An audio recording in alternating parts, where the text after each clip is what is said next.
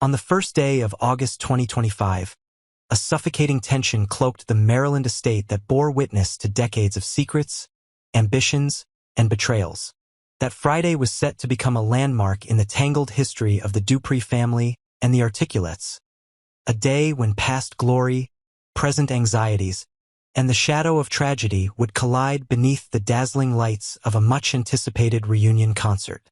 For days leading up to the event, the air was thick with anticipation and concealed dread.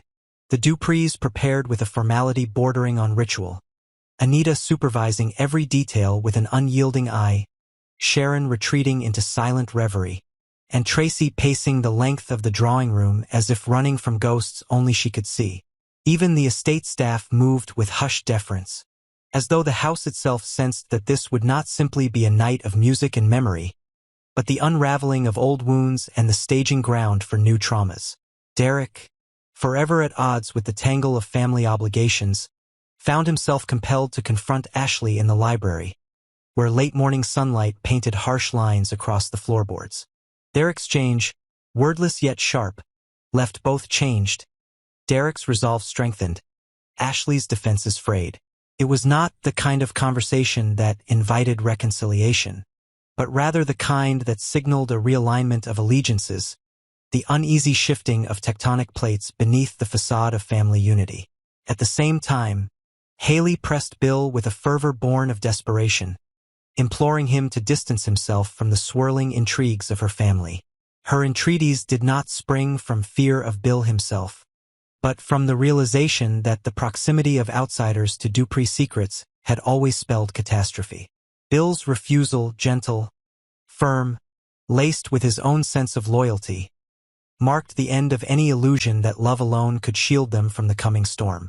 As dusk descended, the estate transformed into a monument of nostalgia and spectacle.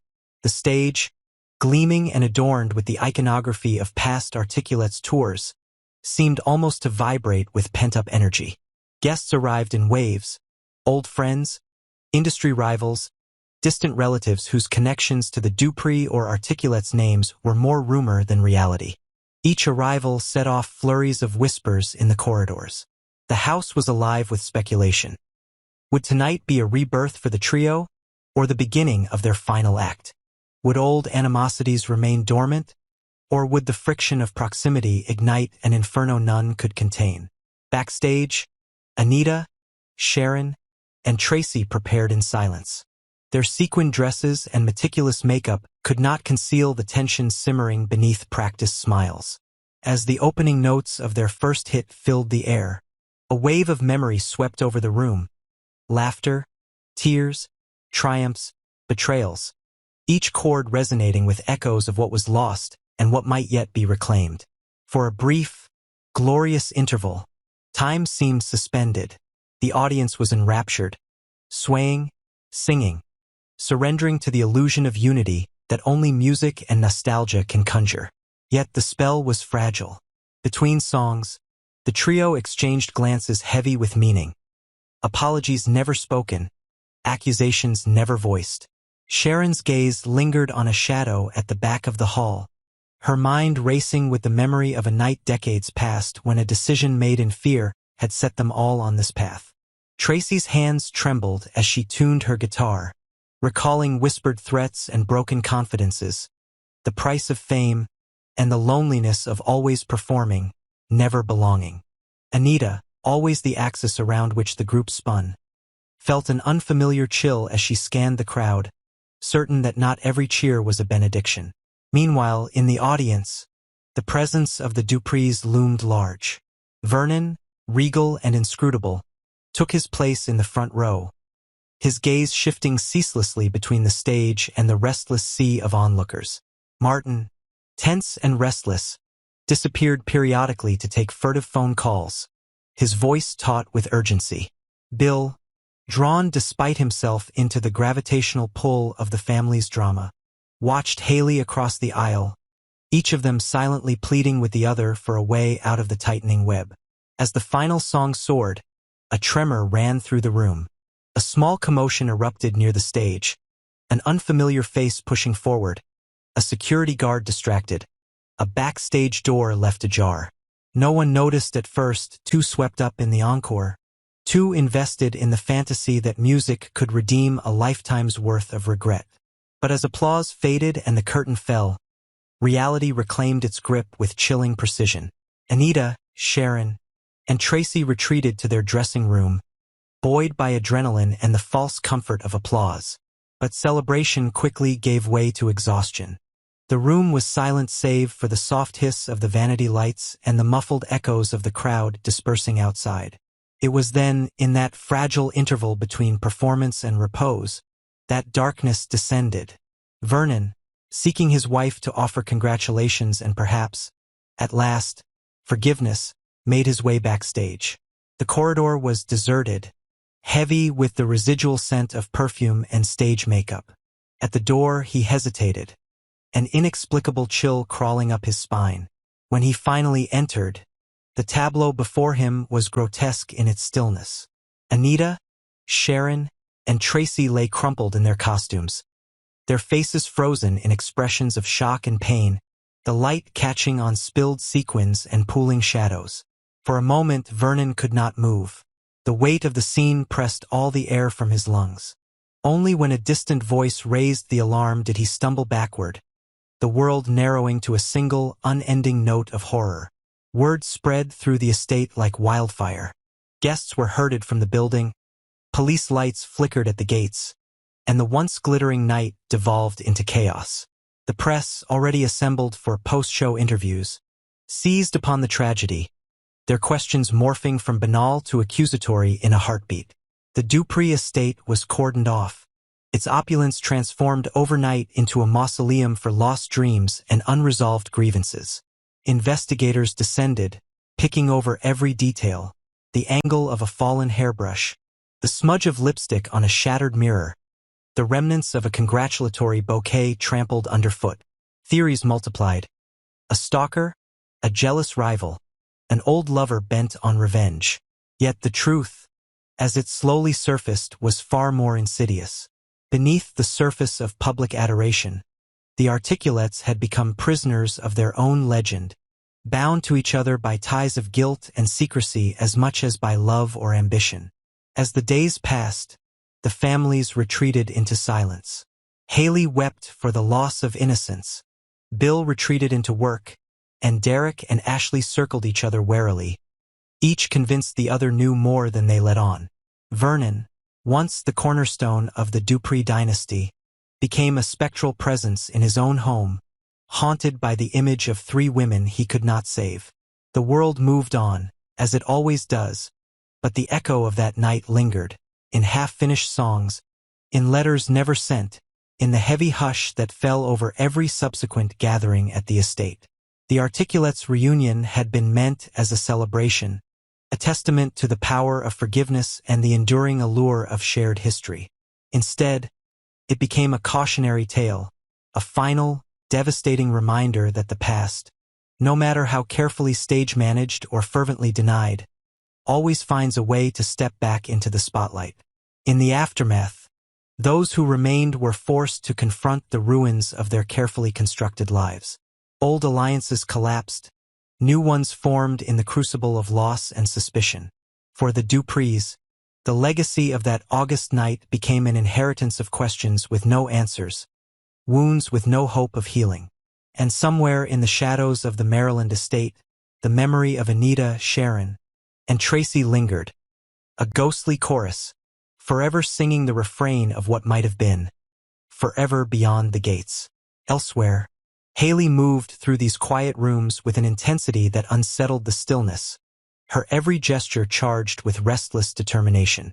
In recent weeks, she had become singularly obsessed with her place in Bill's world, convinced that the shifting allegiances and looming secrets of the Dupree family would inevitably tear him away if she did not act.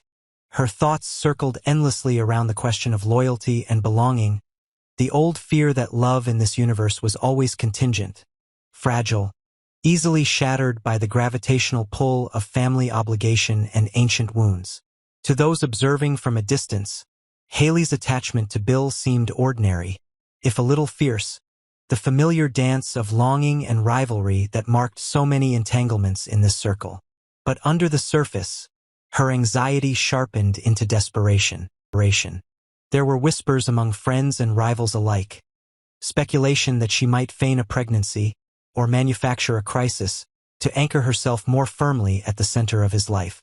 Yet Haley understood, perhaps better than anyone, that artifice was a dangerous currency in a world already thick with deception.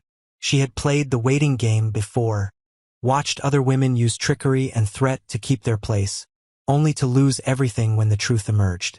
This time, she resolved the strategy must be different. She would not lie to Bill, nor attempt to bind him with imaginary promises of a future they were not yet ready to share. Instead, she set out to confront the matter directly, to seize control of her fate rather than submit to the whims of those who treated her heart like collateral in their ceaseless battles for dominance. On a warm evening, with the distant murmur of city lights flickering beyond the balcony, Haley faced Bill with a clarity that startled even herself. She told him that she could no longer endure the feeling of being secondary, an afterthought to the inexorable claims of the Dupree legacy, a bystander in a drama she had never chosen.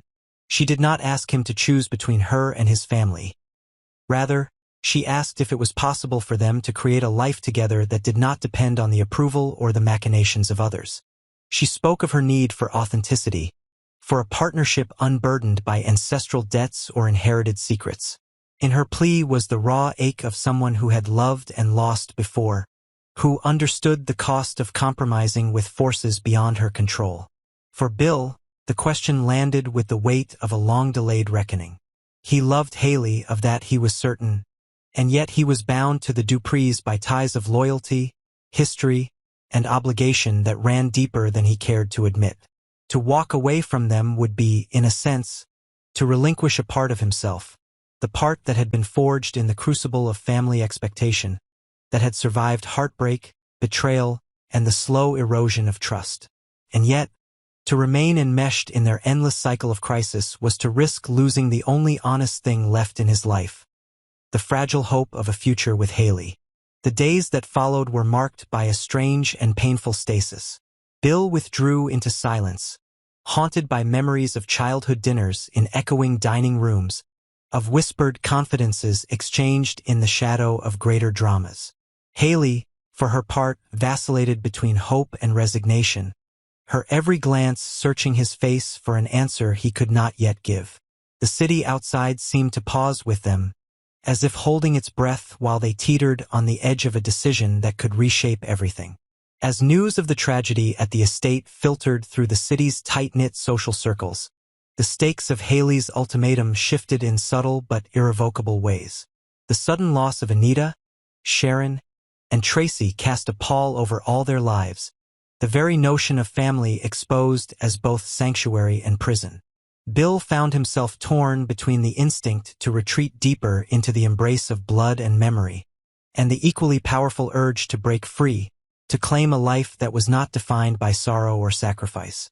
In a moment of rare candor, Haley confronted the truth that love, no matter how fiercely held, could not survive indefinitely in the vacuum of indecision.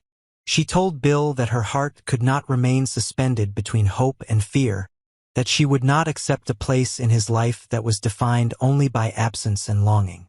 The choice, she realized, was never simply his to make. By asserting her own worth, by refusing to be a bystander to her own destiny, Haley finally reclaimed the agency she had so long denied herself.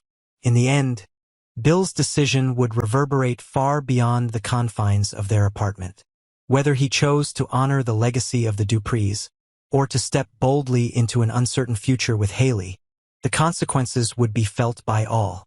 For in the world of Fairmont Crest, as in all worlds shaped by love and ambition, every choice was a gamble, every declaration of loyalty a test, every promise a fragile bulwark against the storm. And as night descended once more, the city breathed out, waiting for the next move in a game that was never truly theirs to control.